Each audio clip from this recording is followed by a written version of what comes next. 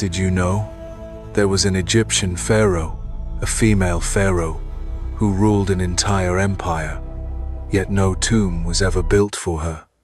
No stone statues, no mummy, no commemorative rituals. She was erased from history. For one single crime, she was a woman. The world remembers Cleopatra for her beauty, Nefertiti for her crown, but few know that the first to break the divine laws of Egyptian kingship was a girl named Sobekneferu. She wasn't born to be a pharaoh, because in her time, women were for bearing children, not for ruling. But Sobekneferu did what no one dared. She wore the crown, she donned the false beard, and she declared herself king. She was the daughter of Pharaoh Amenemhat III, one of the greatest builders of the Middle Kingdom. But when he died, there was no son to succeed him. And instead of letting the empire fall into chaos, she stepped onto the throne. Egyptian history doesn't detail how she ascended, but her becoming pharaoh was a shock to the entire priestly class and nobility of that era. She ruled for 4 short years, but in those 4 years, she built her own temples, not dedicated to the traditional god Amun, but honoring Sobek, the fearsome crocodile god of the Nile. Few know, Sobek symbolized ultimate power, but also the breaking of order. Her choice of Sobek over Amun was an act of subtle rebellion against the clergy. The people began to whisper, "The new pharaoh doesn't perform rituals like a man. She doesn't kill enemies with a sword, but with silence. She takes no husband, bears no children. She stands alone, like the divine crocodile in the swirling river of history." But then, she vanished. There are no records of her death. No tomb, no mummy. Archaeologists believe Sobekneferu's tomb may have been erased by succeeding pharaohs themselves to bury the existence of an unacceptable queen. If history is the story told by the victors, then Sobekneferu was the one who lost. But not on the battlefield, but in the memory of humankind. The pharaoh's throne wasn't just a gilded chair. It was a declaration to the gods that the one who sat upon it was the incarnation of Horus, the right hand of Ma'at, the embodiment of cosmic order. And Sobekneferu was not chosen to sit there. She seized it, quietly, like a crocodile, emerging from still water. The clergy remained silent. They didn't openly object, but they didn't accept her either. They secretly called her the Queen in a man's regalia. No one dared to call her king. On the ceremonial carvings, her name was omitted. In the great temples of the god Amun, the name Sobekneferu virtually disappeared. Not because she never reigned, but because someone wanted the world to believe she never existed. Sobekneferu understood that, and she responded, not with bloody war, not with harsh decrees, but with symbols. "If the temples of Amun will not speak my name, I will build my own temples, erect my own walls, call myself female Horus, daughter of the mighty crocodile god." Few know, during Sobekneferu's reign, Egypt had its first major temple dedicated to Sobek in Shedet, later called Crocodilopolis by the Greeks. This site did not follow the traditional Theban priestly system, but had a new theological structure, where the female pharaoh was both high priestess and king, a truly unprecedented event. No one dared to openly oppose her, because she didn't use armies. She used fear and prophecy. In the palace, she changed the color of her robes from royal gold to deep red. In rituals, she didn't recite the old prayers of male pharaohs, but composed new sacred texts for herself. She didn't disguise herself as a man. She forced the entire empire to see a woman as an equal man, full of authority. And from then on, historians began to erase her name, not because she failed, but because she won in a way they wouldn't accept. A king who wasn't called king, a ruler for 4 years, the one erased from the funerary rites of an entire empire. Not everyone was permitted to perform rituals in the shadows. But Sobekneferu didn't ask the gods for permission. She made herself a god. Outside the capital of Ichtawi, where the Nile branched like veins through Egypt's body, lay a city called Shedet, later known to the Greeks as Crocodilopolis, the city of the crocodile. There, Sobekneferu commanded the construction of the largest temple ever known for the god Sobek, the crocodile-headed deity, symbol of power, water, and sudden death. The temple of Sobek was unlike any other in the empire. It did not worship Amun or Ra, the supreme gods. There were no dual crown rituals of Upper and Lower Egypt, no male priests at its head. Here, the highest priest was a woman. That woman was Sobekneferu. On full moon nights, she walked alone to the sacred lake. Under the dim red light of resin torches, she cut a strand of her hair, sprinkled it into the water, and recited incantations in a language no longer found in today's inscriptions. This wasn't a pharaoh's ritual. This was the ritual of someone who wanted to become a god. Few know. Within the temple of Sobek, Sobekneferu kept a sacred albino crocodile, known as Living Sobek. This crocodile was never seen during the day, kept in flooded chambers, and only appeared during secret rituals, summoned by the pharaoh herself. The Theban priests called it heresy. They said, a pharaoh should never worship herself. But Sobekneferu didn't need the priests' approval. She needed their silence. In the rare surviving texts, there's a note carved in Demotic script on the back of a ceremonial jar. She did not seek blessings from the god Sobek. She gave Sobek blood, and in return, claimed the immortality of her name. Text from Offering Vessel, number 241, the only extant copy, currently lost. She rewrote rituals with blood and water. She didn't ask permission from the gods, because she believed. Those rejected by the gods are the ones who can overcome them. For the ancient Egyptians, the Nile's flood wasn't just a natural phenomenon.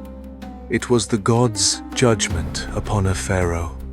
If the water rose sufficiently, the gods were pleased. If the water was low, the ruler was cursed. And in the year Sobekneferu ascended, the Nile dried up. No war, no coup, just receding waters, failed harvests, and rumors spreading like a plague. They said, Sobekneferu wasn't blessed by Ra, because the sun's light wouldn't shine upon a woman's throne. In the court, advisors began delaying the issuance of new rituals. Orders from the palace were prolonged as they reached the provinces. The nobility didn't rebel, they simply didn't respond, because sometimes silence is the sharpest sword. In the temples of Amun, the morning prayers didn't mention her. Priests recited the names of deceased kings, then skipped a period, as if time itself had lost a fragment. Little known fact, a papyrus scroll records the Nile failing to reach its necessary flood level throughout Sobekneferu's 4-year reign. Egyptians believed it was a curse and proof that she was not accepted by the gods. A secret legend circulating among the priesthood stated, whoever angers the god Sobek will die before the flood returns. In the reign of pharaohs, the ruler didn't need love, only obedience. But if the gods withdrew their blessings, then even the throne turned to dust. And then, That night, someone left a secret note in the temple. One flood, one rain. Don't let the Nile turn to blood, Queen. She ordered a water summoning ritual prepared, one not performed in 300 years. Not for Amun, not for Ra, but for Sobek and for herself. She believed if the Nile wouldn't rise, she would make it rise, even if it cost her reputation, her soul, or her very name. History called it a sacrifice. The priests called it heresy. But for Sobekneferu, it was the last time she could make the gods listen. No one knows where she recruited them from. Some were nameless slaves. Some were women rejected for not bearing children. They were called the Pharaoh's silent ones. They didn't speak. They didn't resist. They simply knelt at the sound of the command drums. Little known fact. An ancient inscription in the Abydos archive speaks of a red night where the sacred crocodile was bathed in the blood of traitors. Archaeologists found an underground stone pool beneath the temple of Sobek, stained permanently deep red, impossible to clean, though no bodies were ever found. That night, Sobekneferu didn't wear a crown. She didn't wear a pharaoh's robe. She draped herself in a deep red cloak, unadorned, with a single streak of red, like syrup, trailing from her neck to the hem, as if blood was seeping from her heart onto the earth. She wasn't there to beg anymore. She was there to bargain. If I am Pharaoh, then let the Nile return. If not, then take me. Prayer, recorded in Sobek ritual text, number 304, the only manuscript currently lost. The next morning, the sacrifice ended.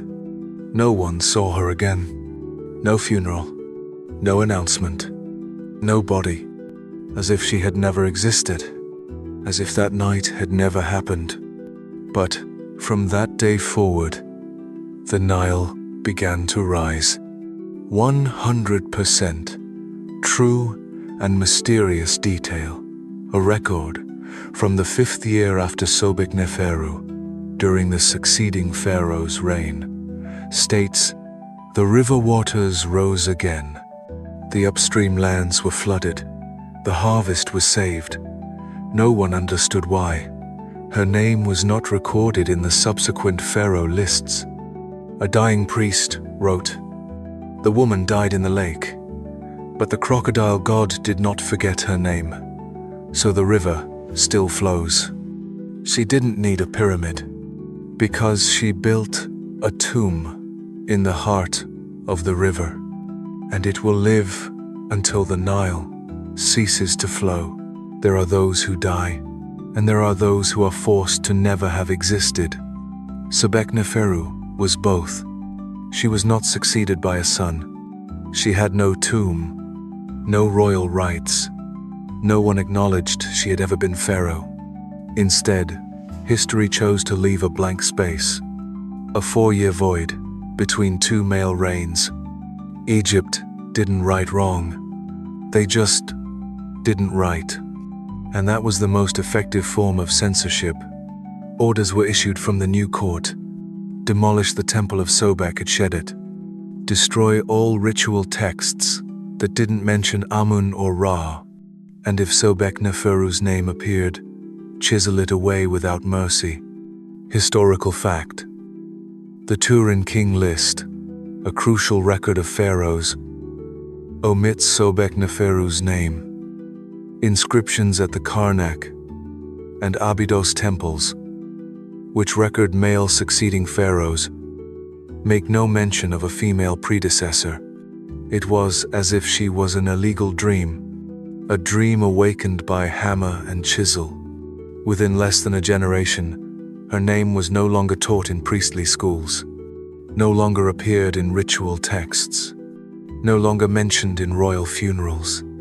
A pharaoh for whom no one offered sacrifices is a soul exiled to the desert, forever restless. Ancient curse carved on a Middle Kingdom wooden coffin. Little known fact, a torn papyrus in Saqqara records, "We filled in the temple of the crocodile woman." But on rainy nights, the lake surface still glows red. Locals around Crocodilopolis secretly continued to make offerings on blood moon nights, though they dared not speak any name. Half of her name remained. One syllable, enough for children to ask. Who was she? She was the first pharaoh, and also the pharaoh with no successors. Not because she was unworthy, but because those after her lacked the courage to admit that a woman could be king. No one spoke her name in the sacred scriptures, but in the sand, her name still whispered. After her disappearance, succeeding pharaohs strenuously tried to demolish, erase, and burn all records, but history has a memory of its own, and it often survives in places where power cannot control. In folk art, evening lullabies, and dreams no one understands. Little known fact. In a cemetery near Crocodilopolis, a statue of a woman holding a crocodile's scepter was found, but her name was chiseled away. At the base of the statue, it was inscribed, "She who made the water flow, she who turned silence into a flood." The statue was buried face down, as if someone tried to hide it, but not destroy it. Back in the old days, there was a crocodile queen who lived in the river. If anyone dared to anger her, the water would stop flowing. The child asked, "Is she dead?" The old woman replied, "Number, it's just that people don't dare to speak her name anymore." Some names aren't forgotten. They are hidden, waiting for someone brave enough to unearth them. Real mysterious detail. In a manuscript rejected for publication in 1903, German Egyptologist Gustav Seyfarth wrote, "I believe I saw the silhouette of a female pharaoh, erased from all temples, yet appearing in my dreams with a red cloak and eyes like moonlight falling into blood." This manuscript is currently privately archived, never widely published. And then, 1,000 years later, during a flood festival in Luxor, a little girl wandered away from her parents, sitting by the riverbank. She sang a song no one taught her. The water comes when she smiles. The flood comes when she prays. Crocodiles rise from stone. She didn't die. She just became the water. A name can be chiseled away. But images, symbols, legends, they live longer than pyramids. In 2019, archaeologists in the El Fayum region unearthed a block of red granite. On it, there was a name once chiseled away, but the old carvings remained visible under infrared light. Sobekneferu. After nearly 3,800 years, that name echoed again. Not in ancient rituals but in data. Not in sacred prayers but in a modern laboratory. Little known fact, in 2020, the University of Bonn, Germany, published the results of their analysis on the chiseled stone statue, revealing the erased name had been carved before the temple collapsed by another hand. That name was Sobekneferu, and this marked the first time in millennia that she was officially recognized in academic research. No longer a shadowy figure, she had no tomb, no mummy, no intact statues. But she had something many pharaohs did not return. In an archaeology class in the US in 2023, the lecturer asked students, "Who was the first pharaoh of Egypt?" One student answered, "Nama." Another student quietly replied, "No, it was Sobekneferu." Because she was the first to have to become pharaoh and still be forbidden to be called one. At the Cairo Museum, a small display reads, "Sobekneferu, the first historically confirmed female pharaoh." Visitors paused. A little girl about 10 years old gazed at the nameplate, then asked her mother, "Mummy, if she was erased, why is she still here?" Her mother replied, "Because nothing truly disappears if you choose to remember it. Perhaps the only thing a soul truly needs Is someone just one person? To speak their name again. So, don't call her a queen, and don't call her a princess. Call her Pharaoh. Call her by the very name history once feared Sobekneferu.